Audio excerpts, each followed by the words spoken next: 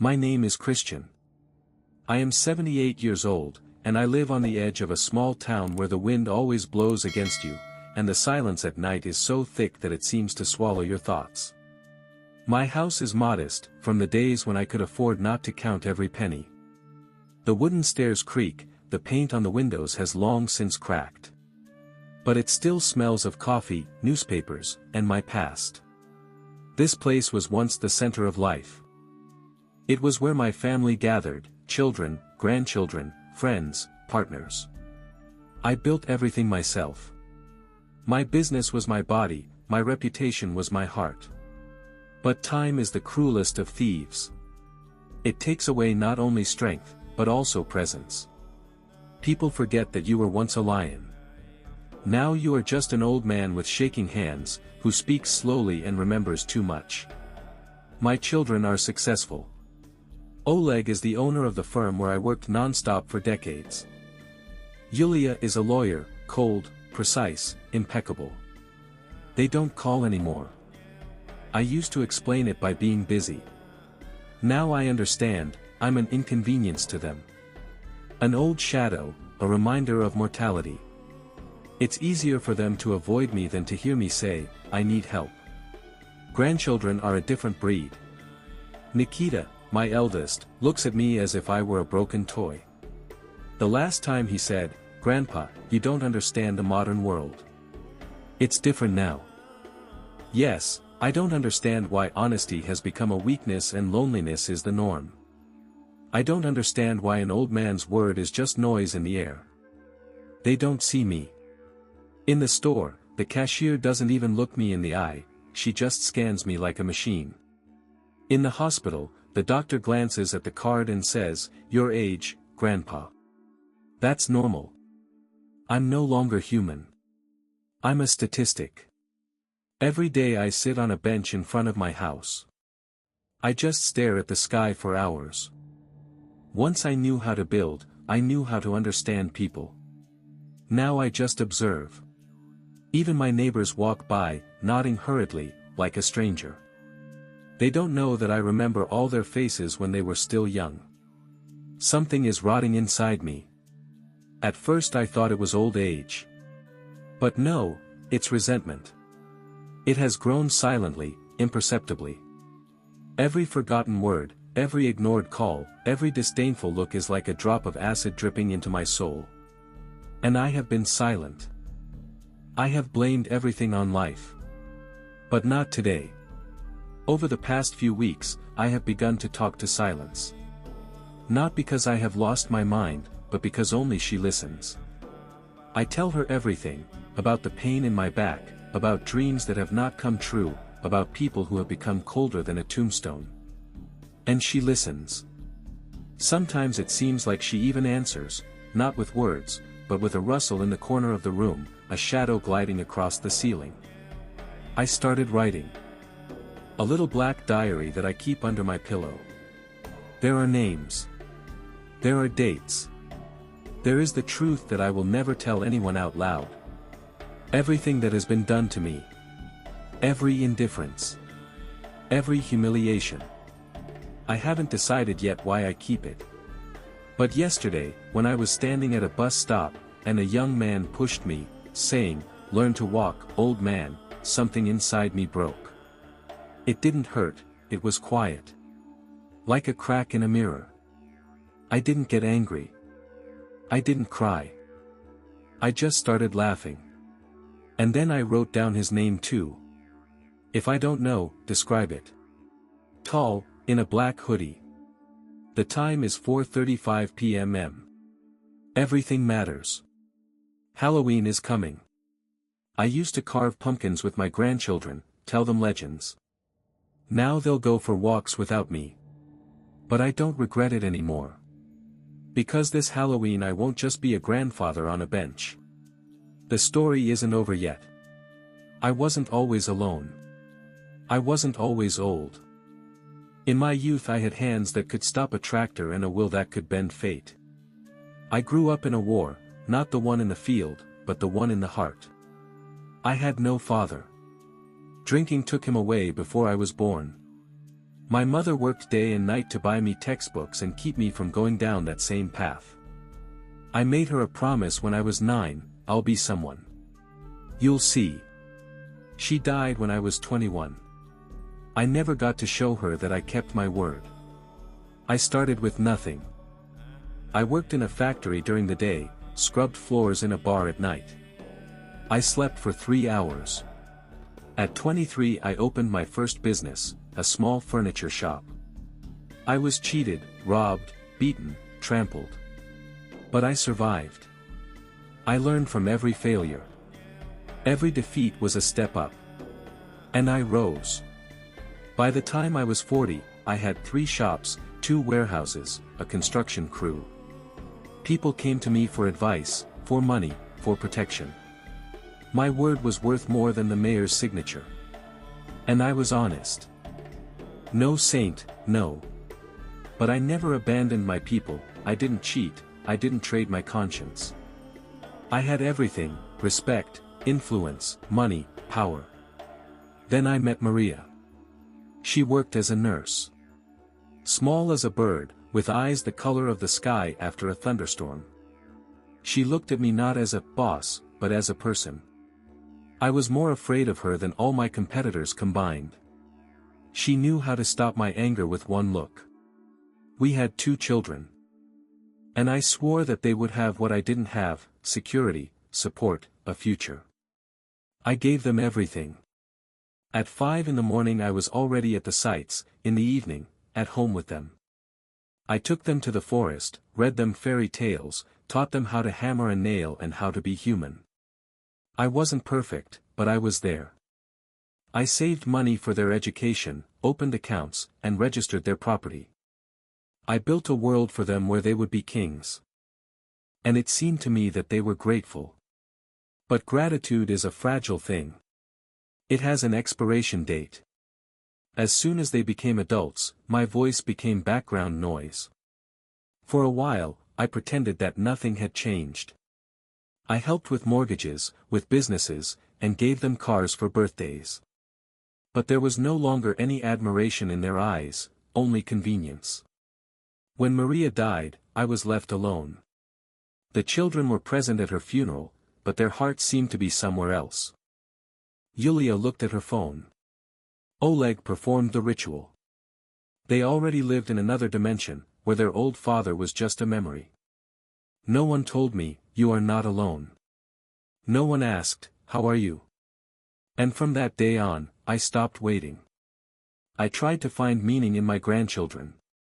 But they also looked at me through screens. For them, I was a voice from the past, talking about things that didn't make sense.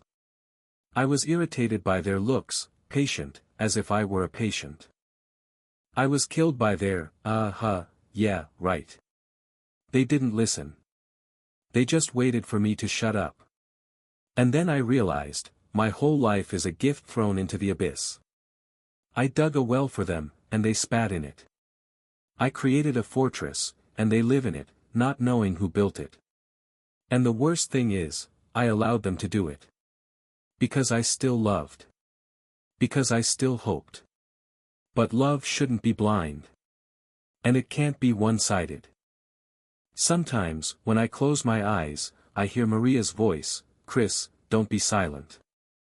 They need to know who you were. But how can I tell them if they won't listen?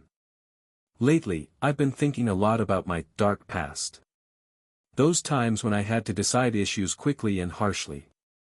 When I didn't ask permission, but took responsibility. I learned to read people, to expose weakness, to press exactly where it hurts. I forgot about it for decades. But memory is a treacherous thing. It even preserves what you want to bury. I remember everyone. Those who betrayed. Those who used. Those who forgot. There are already several pages in my diary. Each one is like a stone in the foundation of a new plan. Not yet revenge. But no longer forgiveness. Because there is something worse than death, it is being crossed out alive. But even the crossed out have the right to the last word. I have always believed that true strength lies in silence. When you are pushed, don't shout. Look. Remember. And you will act when they least expect it. I have taught myself to endure since childhood. I endured at the factory. I endured during betrayals in business. I endured when I hid my wife. But now something in me is not just enduring, something in me is waiting. All these trials, all this daily indifference, this is not just pain. It is a flame that heats the blade. I went to the doctor a few weeks ago. Just to get checked. There were about 24 people in line, most of them young. Everyone was on their phones, no one looked up. When I tried to ask the nurse how long we had to wait, she didn't even look at me. How old are you? 70-something. Sit down. They will call you. Her voice was like a vendor's at a market. Without soul. Without respect. I remember how we helped her father. I remember how he came to my office, asked to sign a document, to help with the license. I helped. For free. And now I'm just another grandfather. And last Sunday, Oleg came to me. Not alone, with his wife and son, Nikita. I thought maybe we'd talk. I cooked borscht, set the table. But they didn't even sit down. They said, just stop by. Mom asked for documents. Nikita was on the phone the whole time. When I asked how things were at the university, he just shrugged his shoulders. You still won't understand. Try to explain, I said. Grandfather, seriously, you can't even answer a video call. Why talk? I stood in front of him, the one who once taught him to ride a bike. Who saved his life when he almost fell into the river. And now I'm a shadow. A voice that is better not to hear. After that visit, I wrote in my diary, Nikita. 21, indifferent. Death. 1612, looked at the screen, not in the eyes. The next day I went to the store. I bought some groceries. The bags were heavy, my shoulders were no longer the same. I left the store and asked 2 young guys on the bench, help me, sons. I'm not far away. One looked at me, and laughed, what, old man, is it hard, and we get a pension. Another added, it would be better to sit in a shelter, not to disgrace myself. The bags fell. One of them accidentally pushed them, and the apples rolled across the asphalt. I knelt down, picking them up. People walked by. No one stopped. No one said a word. And in my head, a bell like a siren. I was not ashamed. I was cold. Inside. Like in a grave. I gathered my bags, stood up. And for the first time in many years, something inside me spoke not with the voice of pain, but with the voice of action. Not, I am a victim, but, I saw you. And now you will see me. That same evening, I sat in a chair by the window. The house was silent. But it was different. Not empty. It was talking to me. And I listened. It wasn't loneliness. It was presence. Something woke up. I opened an old box. There were letters. Contacts. Photos. Notes. My connections from the past. People I knew, and who knew who I really was. One of them was Freiherr. A former journalist. I once helped him avoid prison. Now he has access to information that is better not to see the light of day. I dialed the number. He was silent for a few seconds. Christian. Are you alive? More than ever, I said. I need help. And he agreed. It won't be a fight. It won't be screaming. It won't be pity. It'll be a game. And I know how to play. I was silent for a long time. Longer than I should have been. Longer than anyone had the right to make me silent. But this Halloween I got up earlier than usual. Not because I didn't sleep, my body just woke me up. There was something in the air. You know, It's like before a storm, the silence becomes too pure, and the light a little too yellow. And I felt, my time had come. On the street, children had already carved pumpkins, hung spider garlands. Social networks are full of photos in costumes, jokes about witches, memes about monsters. But the real monster has no teeth or horns. It's old, silent, patient. And it knows very well who it was. I called Gregor in the morning.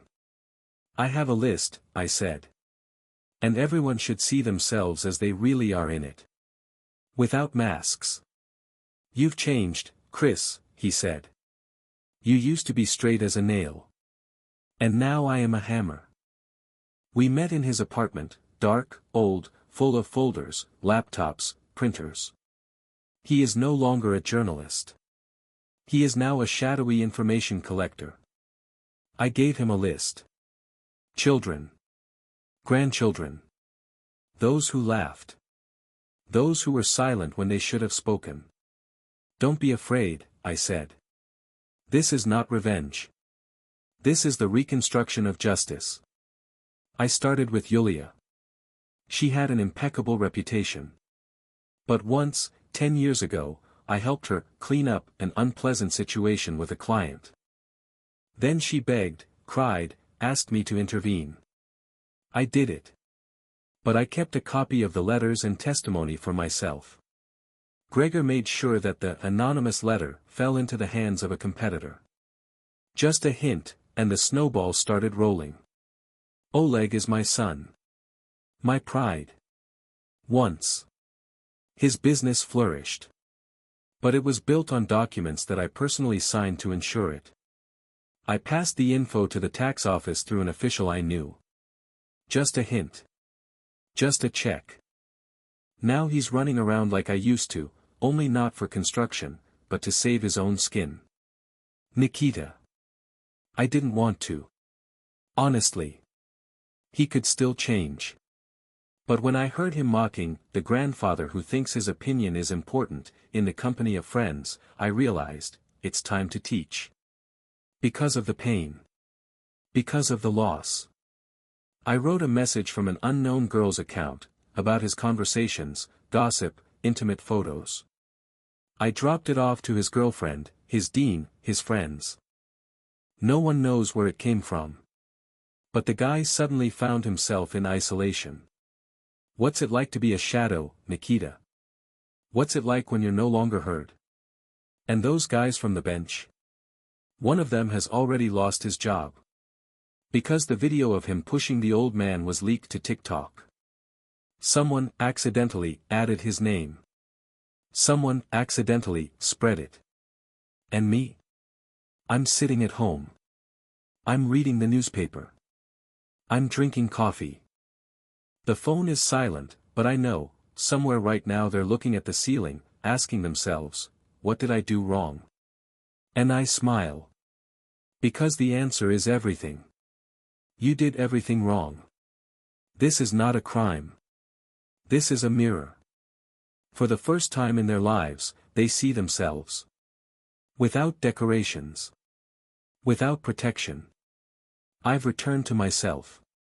To who I was. I'm a strategist. I'm a fire hidden in the ashes. And I'm no longer a grandfather who can be ignored. I'm a silence that leaves a mark. And no one will ever erase this mark. This Halloween, there were no pumpkins. There were no children. But there was a birth. My second. Because I'm no longer a victim. I am a player. And the game has begun. They could have broken their windows. They could have scared, hunted them down, punished them physically. But that would have been petty. I am not the one who throws stones. I am the one who knows how to make you throw them at yourself. My decision was simple, I will not break. I will show. I will make each of them see the truth, not mine, but theirs. Without filters, without illusions. All those who betrayed me, received only a reflection. They saw how painful and lonely it is to be on the other side, the one on which I stood for decades. And it worked. Yulia is my daughter, proud and precise as a scalpel. When the wave of compromising evidence began, her colleagues began to abandon her. She ran, made excuses, begged. For the first time in years, I saw not superiority in her eyes, but fear. She called. "Dad. Can I come? Just to talk." And I allowed it. But I didn't say that I knew.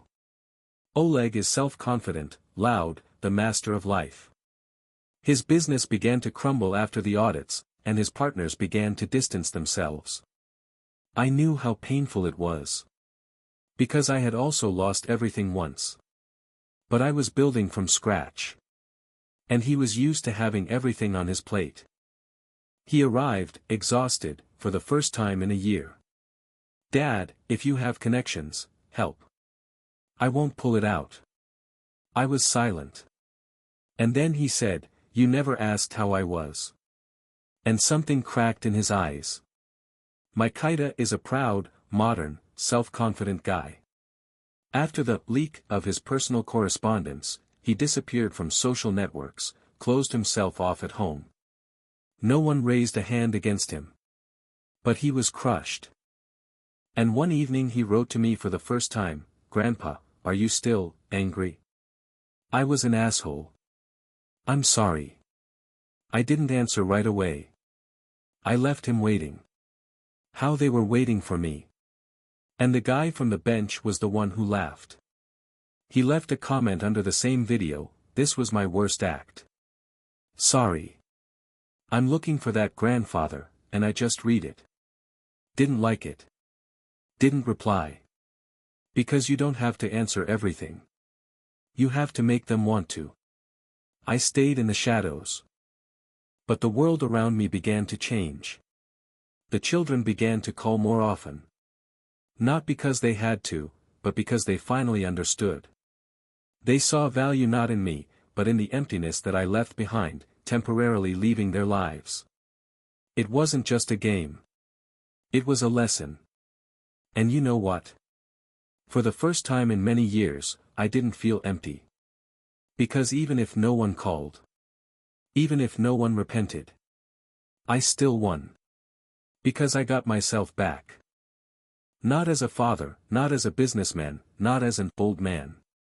But as a full-fledged person who has the right to dignity, to respect, to memory. I'm no longer afraid of death. Because she won't take anything from me, I've already taken everything back.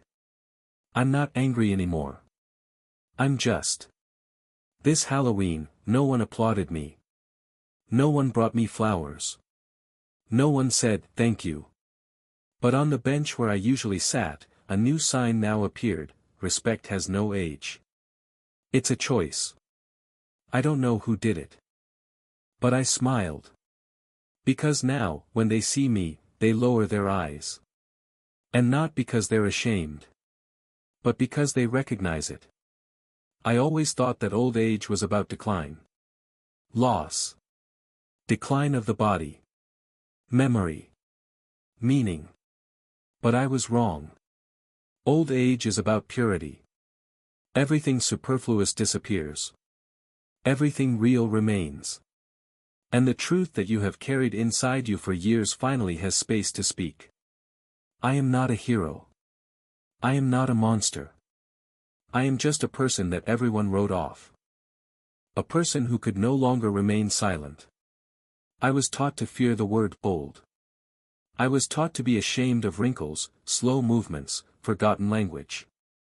But I am no longer ashamed. Because every wrinkle is a year in which I loved someone. Every silence is a minute in which I lost someone. Every scar is proof that I survived. I did not forgive.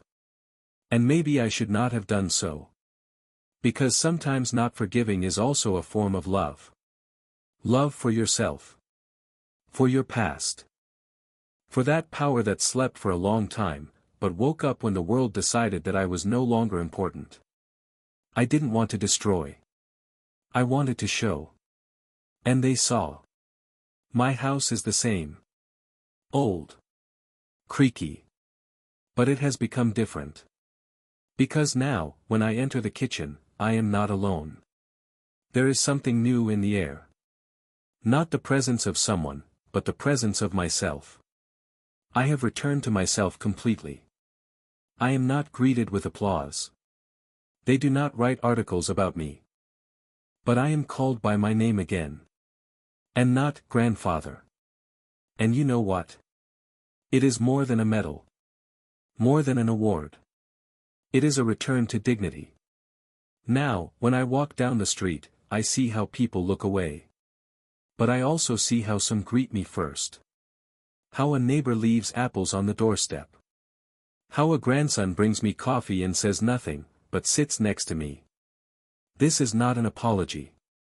This is an admission. I no longer want to shout to the sky, I am alive. Because the sky already knows. Because now I stand quietly, looking at them, and think, but I warned you. I am still here. And I will leave you with one thought. Finally. Do not despise the shadows. Because it is from them that those who change the world emerge. Sometimes the loudest revenge is to live in such a way that it is no longer possible to ignore you. Subscribe and like. And tell your friends about this video.